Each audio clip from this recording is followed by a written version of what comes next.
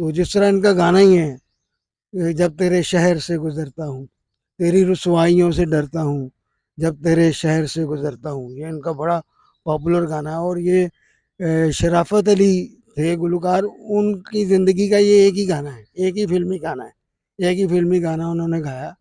और सैफुद्दीन सैफ का ये लिखा हुआ गीत था और ये बड़ा मकबूल हुआ। आज भी ये गाना जो है वो मकबूल है।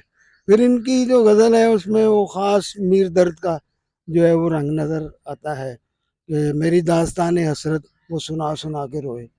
वो उस्ताद अमानत अली ख़ान ने वो गाई। अब उस्ताद अस्सलाम वालेकुम ख़वातीनो हज़रात, मैं हूं मिर्ज़ा उस्मान बेग। उम्मीद करता हूं आप लोग खैर वाफ़ियत से होंगे। एक नई वीडियो में आपको खुशामदीद कहते हैं। आज पाकिस्तान के नामवर शायर, अदीब, नगमा निगार, फ़िल्म साज़ सैफुद्दीन सैफ़ की बरसी है। सैफुद्दीन सैफ़ की शख्सियत और फ़न पर बात करने के लिए हमारे साथ हमेशा की तरह मौजूद होंगे डॉक्टर एम इब्रार, जो कि लाहौर के इल्मी और अदबी हलकों में किसी भी तारुफ के मुहताज नहीं, हफ्तावार इजलास भी करवाते रहते हैं। तो उनसे जानते हैं सैफुद्दीन सैफ़ की शख्सियत और फ़न के बारे में। अस्सलाम वालेकुम डॉक्टर साहब। वालेकुम सलाम। क्या हाल चाल है डॉक्टर साहब? अल्लाह की रहमत, फर्स्ट क्लास। डॉक्टर साहब, आज मेरे नाज़रीन को साज़, शायर, कहानीकार, फ़िल्म साज़ सैफुद्दीन सैफ़ के बारे में क्या बताएँगे? सैफुद्दीन सैफ जो हैं वो कश्मीरी ख़ानदान से ताल्लुक़ रखते थे और वो अमृतसर के थे। और आप जो हैं वो 20 मार्च 1922 को अमृतसर में पैदा हुए। अमृतसर बड़ा तारीख़ी शहर है और उसमें जो है वो कूचा बंदियाँ होती थी और ये कूचा कश्मीरिया में पैदा हुए। कूचा नाज़रीन के लिए मैं बताता चलूँ कि 8-10 घर होते हैं आपस में, ठीक है, आपस में ख़ानदान के रिश्तेदारों के घर होते हैं और बाहर एक बड़ा दरवाज़ा लगा होता है और एक वो जो गली होती है वो समझ लें कि एक वो सहन का काम करती है। और वहाँ पर जो है वो शाम के वक़्त लोग बैठते हैं, दोपहर के वक़्त या सुबह के वक़्त ख़वातीन जो हैं अपने घर के काम जो हैं वो करती हैं, सब्ज़ियाँ बनाती हैं, तो उनको हम कहते हैं कूचे। वो हमारे जो वॉल सिटी है उसमें भी आज हाँ भी जी। मौजूद हैं। तो ये कश्मीरी ख़ानदान था और बड़ा बाअसर ख़ानदान था। ख्वाजा मिराजुद्दीन इनके वालिद का नाम था और ये बचपन से ही शायरी की तरफ इनका रुझान था और ज़माना तालिब इल्मी में ही इन्होंने जो है वो गज़ल और नज़्म कहनी शुरू कर दी थी। और ज़माना तालिब इल्मी में ही ये दिल्ली रेडियो में अपनी चीज़ें पढ़ा करते थे। यानी उस वक़्त समझ लें कि ज़माना तालिब इल्मी में ही इनकी शायरी इतनी पुख्ता थी कि रेडियो पर ये अपनी चीज़ें जो हैं वो बाकायदा तौर पर पढ़ा करते थे। फिर ये उस वक़्त जब ये नौजवान थे तो मजलिसी ज़िंदगी जो होती है वो इनकी बड़ी जो है बड़ी नुमायाँ थी। यारियाँ दोस्तियाँ इनकी वहाँ बहुत ज़्यादा थी और इनको बड़ा शौक़ होता था अपनी शायरी सुनाने का। तो ये फिर जो है वो वहाँ पर कश्मीर होटल है अमृतसर में, वहाँ पर ये बैठकर अपने यार दोस्तों को या जो शायरी का शौक़ रखते थे उन्हें अपनी गज़लें या नज़्में जो हैं सुनाया करते थे। और वो कहा जाता है कि टेबल के ऊपर जो है वो इन्होंने वो चांदी के सिक्के उस वक़्त होते थे और रुपए और सिक्के-विक्के वो रखे होते थे ताकि बहरा ये ना सोचे कि ये इन्होंने बिल नहीं देना। ये जितने भी 10-12 दोस्त होते थे, वो सबका बिल जो है ये अदा करते थे। और 1947 में जब पाकिस्तान बनता है तो ये फिर हिजरत करके यहाँ आ जाते हैं। और ये जितने भी अमृतसरिये हैं, ये बेचारे बड़ी बुरे हालात में आए थे यहाँ पर और ये सिखों का टारगेट थे और कई लोग इनके जो हैं वो क्या है शहीद हुए। फिर होता ये है कि जैसे अंजुम रुमानी हो या सैफुद्दीन सैफ हो, फिर जब हिजरत करके ये आते हैं पाकिस्तान, तो इनकी ना शायरी बदल जाती है। शायरी का अंदाज जो है वो क्या है चेंज हो जाता है, अशूबिया रंग जो है वो क्या है नज़र आता है। तो जिस तरह इनका गाना ही है, जब तेरे शहर से गुजरता हूँ, तेरी रुसवाइयों से डरता हूँ, जब तेरे शहर से गुजरता हूँ, ये इनका बड़ा पॉपुलर गाना है। और ये शराफत अली थे गुलकार, उनकी ज़िंदगी का ये एक ही गाना है, एक ही फिल्मी गाना है, एक ही फिल्मी गाना उन्होंने गाया। और सैफुद्दीन सैफ का ये लिखा हुआ गीत था और ये बड़ा मकबूल हुआ। आज भी ये गाना जो है वो मकबूल है। फिर इनकी जो गज़ल है उसमें वो ख़ास मीर दर्द का जो है वो रंग नज़र आता है। मेरी दास्तान हसरत वो सुना सुना के रोए, वो उस्ताद अमानत अली ख़ान ने वो गाई। अब उस्ताद अमानत अली ख़ान जो गज़लें गाते थे वो गज़लें बड़ी पुख्ता हुआ करती थी और वो फिर अपनी गायकी में जो गज़ल में रंग भरते थे वो बड़ा शानदार था। तो इनकी ये गज़ल जो है मेरी दास्तान हसरत वो सुना सुना के रोए, वो इन्होंने ही गाई, उस्ताद अमानत अली ख़ान ने। तो चूँकि ये बुनियादी तौर पर जो है वो गज़ल और नज़्म के शायर थे, तो फिर जो वो ऐसे शोरा के लिए बड़ी आसानी होती है कि आप कोई भी उन्हें असाइनमेंट दे दें कि जी ये इस तरह का गीत लिखना है या इस तरह ये सिचुएशन है या इस तरह का मामला है, वो आपने इसके ऊपर जो है वो गीत नगारी करनी है। और फिर उसमें वो उनको मलका हासिल थी। और जो पाकिस्तान की पहली फ़िल्म है तेरी याद में भी उनका गाना था। उस वक़्त ये रुझान होता था कि जो है वो चूँकि कहानियाँ जो होती थी वो रोमांटिक होती थी और उसमें जो है वो हिजर वसाल जो है वो बुनियादी तौर पर होता था। इश्क में आपको पता है विसाल है तो हिजर भी है, हिजर है तो फिर विसाल भी है। तो वो इस तरह की वो कहानी मुख्तसर होती थी।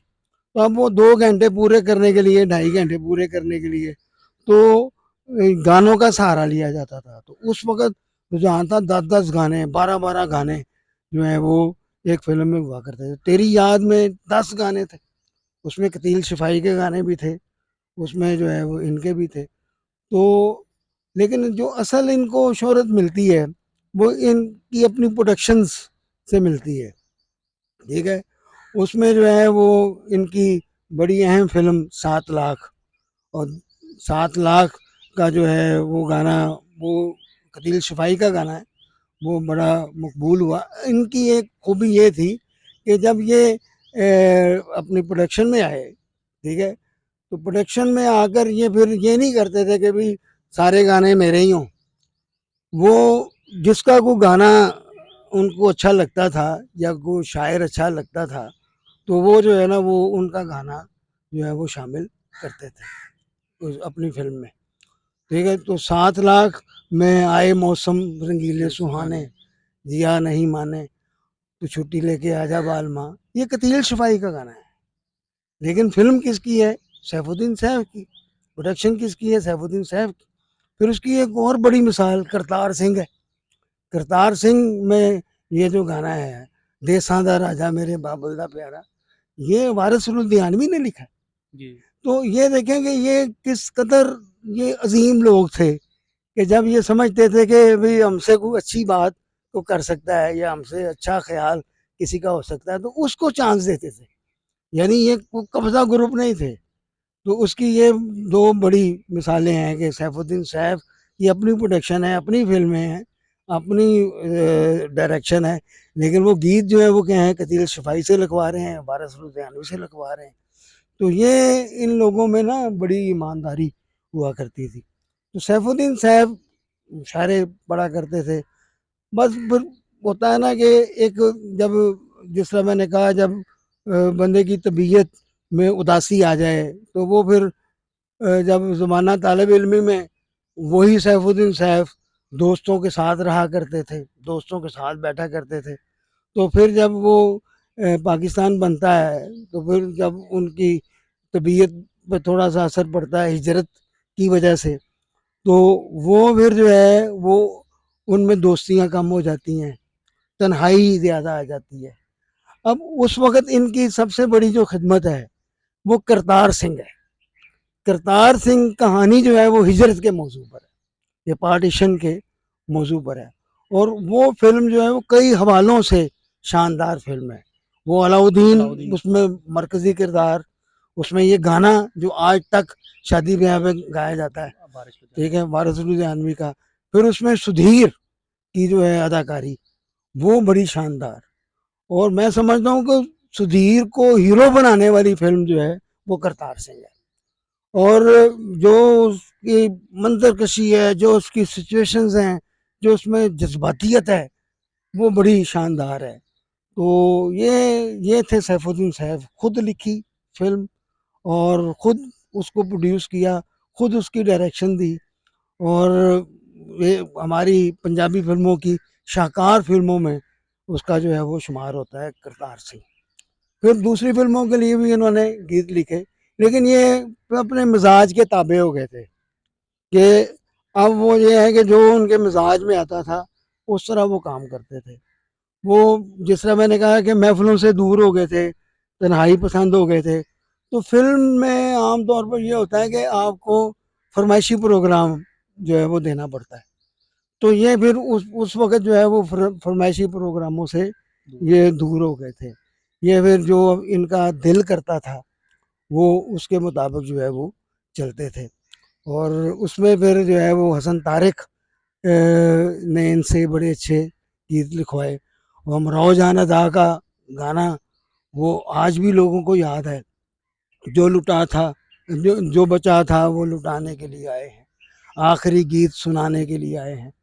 वो मैं ये समझता हूँ कि उसमें जो रानी का रक्स है, फिर जो शाहिद, तालिश और रंगीला के जो एक्सप्रेशन हैं और जिस तरह वो हसन तारिक ने उसको पिक्चराइज़ किया है, वो गाना जो है वो क्या है, वो एक शोरा आफाक जो है वो गीत बन जाता है।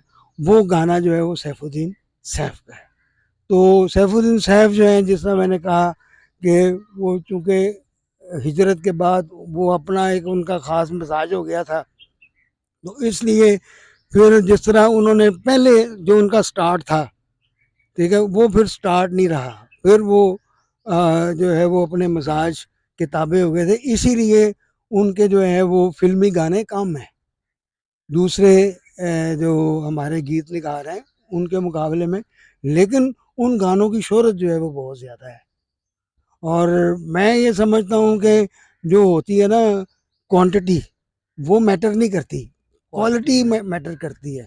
और सैफुद्दीन सैफ ने जो है वो क्या है, वो क्वालिटी को जो है वो मद्देनज़र रखा और आज भी उनके गीत जो है वो गुनगुनाए जाते हैं। बहुत शुक्रिया डॉक्टर साहब, आपने बड़ा अच्छे तरीके से मतलब तफ़सील के साथ सैफुद्दीन सैफ की शख्सियत के ऊपर रोशनी डाली। आखिर में आप कोई भी मैसेज देना चाहें? ज़ाहिर बात है ये वो शख्सियत है, आपने जितने नाम लिए कि उनके ऊपर भी कई प्रोग्राम किए जाएँ तो वो कम है। वारिस लुधियानवी या बाकी जितने भी आपने नाम लिए, अलाउद्दीन साहब, हमने इनके ऊपर अलग-अलग से प्रोग्राम भी कर रखे हैं और वो इसी यूट्यूब चैनल पर, इसी फेसबुक पेज पर मौजूद हैं। तो आप डॉक्टर साहब आखिर में मैं चाहूँगा लाज़मी कोई मैसेज भी दें। देखें, मैसेज ये है कि जो इंसान होता है, इंसान जो है वो एक टारगेट सेट करता है, ठीक है, कि मैंने ये ना ये काम करना है और वो अगर वो ईमानदारी अपने दिल में रखे ना, तो वो टारगेट उसको अचीव हो जाता है।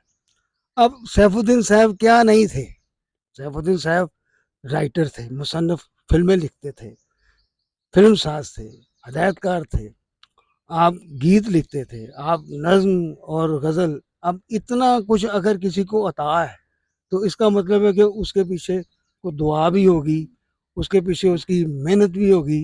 तो हमें जो है ना, ये पहले भी 1-2 दफ़ा बात हुई है कि ये जो शख्सियात है ना, ये हमें रास्ता दिखाती हैं मेहनत का, कि शॉर्टकट्स नहीं, आपने मेहनत करनी है, पहले अपने आप को तस्लीम करवाना है। जी। देखा ना, सैफुद्दीन साहब ने पहले अपने आप को एज़ अ शायर तस्लीम करवाया, फिर दूसरे लोगों ने उनसे गाने लिखवाए। फिर वो जब उनको पता चल गया कि मैं ये बड़ा अच्छा काम कर सकता हूँ, वो खुद प्रोडक्शन की तरफ आ गए और उनकी जो है, जो उनकी बनाई हुई फ़िल्में, 7 लाख हो या करतार सिंह हो, ठीक है? 7 लाख उर्दू की बहुत बड़ी फ़िल्म है और जो करतार सिंह है वो पंजाबी की बहुत बड़ी फ़िल्म है। तो आप अंदाज़ा लगाएँ कि इन शख्सियात का क्या विज़न होगा, क्या सोच होगी। तो वो सोच उस वक़्त आती है जब आप अपने काम के साथ कमिटेड हो जाते हैं। तो जब आप अपने काम से बेज़ार हो जाएँ, तो फिर ये इस तरह की सोच पैदा नहीं होती। बहुत शुक्रिया डॉक्टर साहब। जी, आपका बहुत शुक्रिया और आपके चैनल का बहुत शुक्रिया कि आप जो है वो हमें मौका देते हैं कि ये शख्सियात जिनको दुनिया से गए 30-30 35 साल 50-50 साल हो गए, वो आपने उनको ज़िंदा रखा हुआ है।